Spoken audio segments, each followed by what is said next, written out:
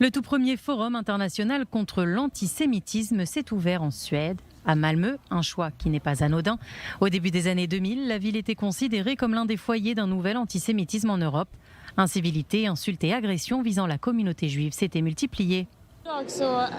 Aujourd'hui, les actes antisémites, par exemple, ce sont des gens qui ont fait le salut nazi quand ils ont vu mon étoile de David ou qui se sont moqués de moi parce que j'étais juive. Une fois, une fille a lancé « Elle est juive, gazez-la !»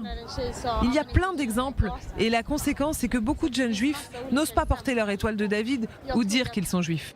Mais ces dernières années, Malmö est aussi associée aux efforts de lutte contre l'antisémitisme, une mission que s'est également fixée le Premier ministre suédois Stefan Löfven, qui a promis de mieux protéger les quelques 20 000 juifs de Suède.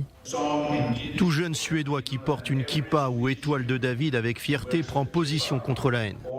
C'est dans le cadre de cette mission qu'il a organisé ce forum qui accueille ce mercredi le président du Conseil européen, Charles Michel, le président israélien Yitzhak Herzog, les représentants des Nations Unies, ceux d'une quarantaine de pays ainsi que des géants d'Internet. Une lutte contre l'antisémitisme qui semble également devenir un projet de l'Europe.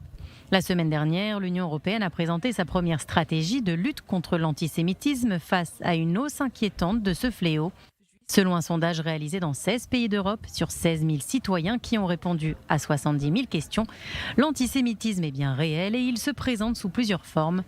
Parmi les observations consternantes rapportées, aux Pays-Bas, on estime que les Juifs utilisent trop la Shoah pour justifier leur comportement.